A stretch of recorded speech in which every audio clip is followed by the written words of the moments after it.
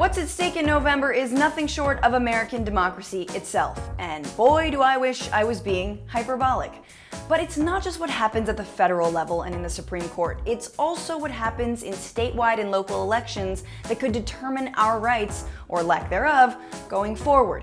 In fact, state legislation will be all the more important if yet another conservative justice is confirmed to what is becoming less of a Supreme Court and more of a Handmaid's Tale task force. I'm Francesca Fiorentini, and in this episode of Newsbroke, we're looking at down-ballot issues this November, from police reform to climate justice to reproductive rights. Change might be right under your smell-blind COVID nose and right at your sanitized fingertips.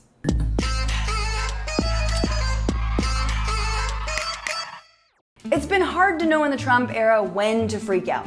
Was it the travel ban, the child separation, the Charlottesville response, pulling out of the World Health Organization, trying to strong-arm Ukraine into manufacturing a scandal about Joe Biden, actively encouraging the death of millions of Americans to get to herd immunity, or just the constant talking about good genes to crowds of white people?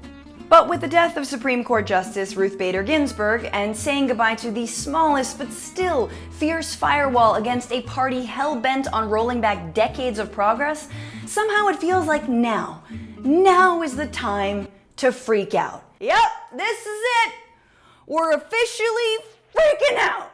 Yet now is also not the time to be a bystander. And if you need any inspiration, just know that this November, there are 19 Republican candidates on the ballot for US Congress who believe that a cabal of Satan-worshipping pedophiles who run a global child sex trafficking ring are plotting against President Donald Trump.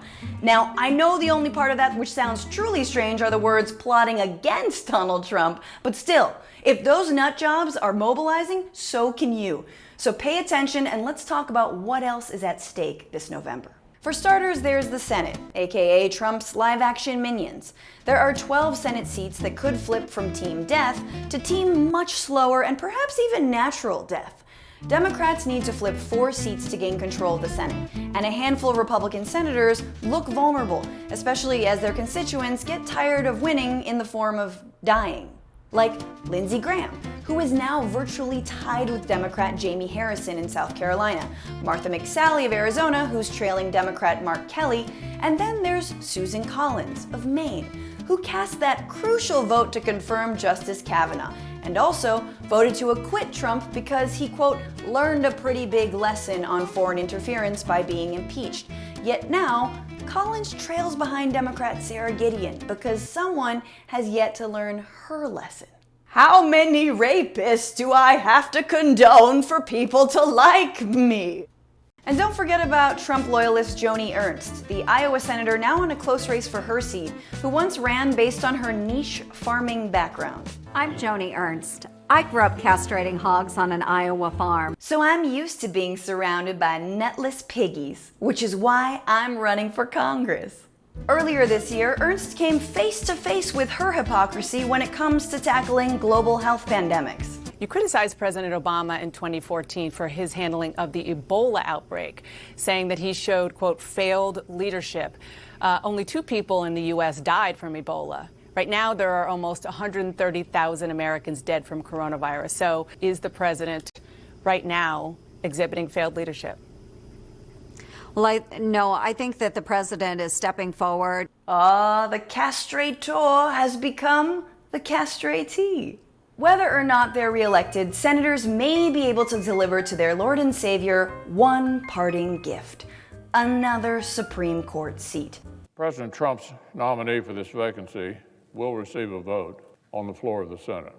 But we can fight back by deciding who becomes a judge on a local level. Some state Supreme Courts are decided by voters. This November, 35 states are holding those very elections. Counties are also voting on local judges, and as one party chairman in Texas reminded voters, they're worth studying up on. The judges can take away their property, take away their children, make life changes that will be effective for the rest of their lives. If you just throw your vote because you like the way somebody's name is or something like that, that can be very dangerous. Yeah, it is bad enough to get your children taken away from you, but imagine if it's by Justice Taco Tuesday McFreeweed. He seemed chill. Let's talk about healthcare. After all, we're living in a pandemic, and an estimated 12 million people have lost their health insurance since it began. Still, a conservative Supreme Court will likely overturn the Affordable Care Act. Apparently, despite COVID-19, Americans just aren't dying fast enough.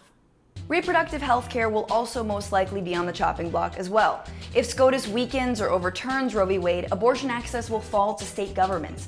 States with abortion protections will be able to fend off attacks, whereas in states hostile to abortion rights, the only silver lining will be the outline of a coat hanger. And I know that joke is brutal, but not as brutal as actual back alley abortions. But reproductive rights are also directly on the ballot in November.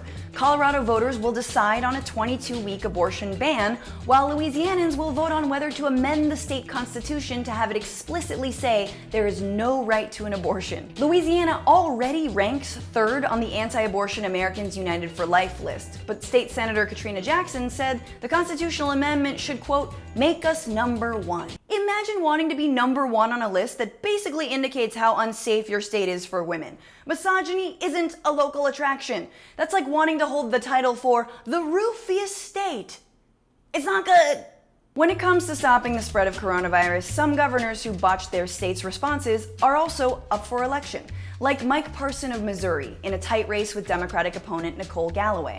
Back in July, Parson insisted that children should go back to school despite a still raging virus. These kids have got to get back to school. They're at the lowest risk possible. And if they do get COVID-19, which they will, and they will when they go to school, they're not going to the hospitals. They're not going to have to sit in doctor's office for days. They're going to go home, and they're going to get over it. Now, if their parents get COVID-19 and die, which they will, the kids will get over that too. It's the circle of life or the cycle of violence, one of the two. And while Trump's proposed budget would slash over $1 trillion from Medicaid and Medicare, Congresspeople like Senator Bernie Sanders and Representative Pramila Jayapal, who is up for re-election in Washington state, have introduced a bill that would provide no-cost health care for everyone until there's a COVID vaccine. And you gotta imagine that that's lighting a fire under Big Pharma's ass. Our doctors are working round the clock and will not rest until there is a cure for socialism. And thanks to the Black Lives Matter movement that's put real police reform and divestment on the ballot, Americans will be able to weigh in on both at the local level. Portland's Mayor Ted Wheeler, heavily criticized for the police crackdown on protesters, is up for re-election and is being challenged by Sarah Iannarone, a progressive activist that Fox News just shorthanded to Antifa supporter. Why are you committing all the violence, or why are your bands of supporters committing violence? Why are you saying that I'm committing violence? These people, I don't control these people. They don't answer to me. Meanwhile, the police answer to Ted Wheeler. Damn, this might be too much pig castration for a single episode of Newsbroke. Portland will also have a chance to establish police oversight boards, as will San Diego, Philadelphia, Columbus, Ohio, and King County, Washington. And Los Angeles and San Francisco's ballots also have various police reforms. In Philadelphia, voters are deciding whether police should end its stop and frisk policy, a policy so racist that New York's Michael Bloomberg spent $900 million just trying to publicly apologize for it. It's no surprise that billionaires have made record profits during this pandemic. What's harder to believe is that while tens of millions of Americans are unemployed and facing eviction, the Senate has done virtually nothing to help working people since April. And even the one-time $1,200 was not nearly enough to pay rent and feed a family for 6 months. It was, however, just enough to buy myself one of these bad boys off Etsy. But if the Senate flips, Americans do have a shot of surviving this once-in-a-lifetime economic depression spurred by COVID. A new Senate could finally pass the HEROES Act, which cleared the House in May and would, among other things, provide Americans another stimulus check, just in time for Valentine's Day. There are also a few statewide measures aimed at economic justice as well. Florida is voting on raising the minimum wage to $15 an hour by the year 2026, which is the same year the minimum wage should be $25 an hour, but it is Florida. Don't look a meth horse in the mouth. In November, California voters could finally allow cities to create and expand rent control, and they'll also weigh in on Prop 22, which would exempt companies like Uber and Lyft from treating the people who work for them as employees, as crazy as that sounds. Lyft has lobbied hard to get this proposition passed while also running tone-deaf ads like these using a Maya Angelou poem. Here, on the pulse of this fine day, you may have the courage to look up and out and upon me, the rock, the river, the tree, your country. So that's why the caged bird sings. It hates paid time off. And sure, these are measures that would help working people, but in a way, they also help the rich too, because it means we won't have to eat them. November's election is also critical because it will determine the very future of elections and voting itself. In these states, voting districts are drawn by state lawmakers, and in almost all of them, those very same lawmakers' seats are up for a vote. Like North Carolina, whose state legislature may flip blue, giving Democrats a chance to redraw its gerrymandered districts from this to this, just for funsies. In California, the right for felons on parole to vote is on the ballot, as is the ability for 17-year-olds to vote in electoral primaries. Assembly Constitutional Amendment 4 would allow anyone who would be 18 on the day of the general election to be able to participate in the corresponding primary. Politicians, they can choose to ignore protests or write them off, but they can't write off your vote. Ah, the youth. Talk to me in 20 years, kid. I've seen way too many stolen elections in my time.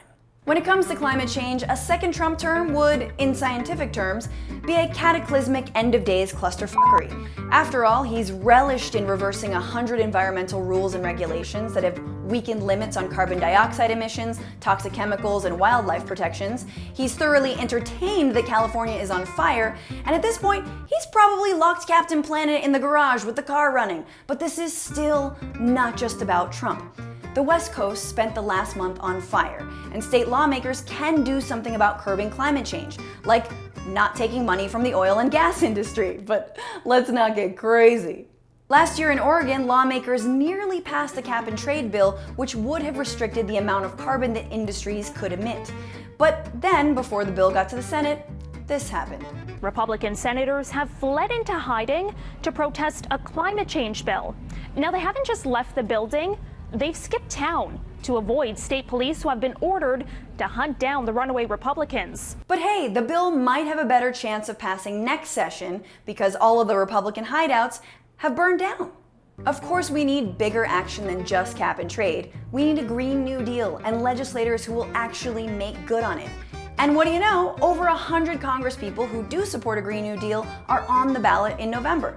Plus, there's Washington Governor Jay Inslee, who's also running for re-election, who ran for president basically just to be able to talk about climate change on national television. The time is up. Our house is on fire. God, I wish that was still a metaphor.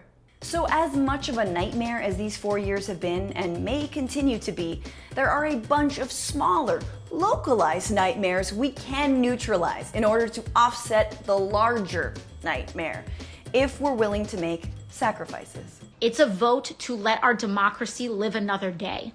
That's what this is about. I'm sorry to tell you, you're not going back to brunch. We're not going back to brunch. That's not happening. Brunch is canceled. We've hit the bottom of the bottomless mimosa. We are at rock bottomless mimosa. And don't think of turning that into a cute little drink until after the election, because that sounds delicious. Thanks for watching, and make sure to share this video, subscribe, and follow AJ Plus for more. And I want to hear about local politics where you live. Who's cool? Who's trash? Give me all the juicy details in the comments. In other news, the Trump administration has set its sights on this channel and may be labeling AJ Plus as a foreign agent. And I'm super looking forward to my new theme song. Foreign Agent Fran, Foreign Agent Fran. It's kind of a badge of pride.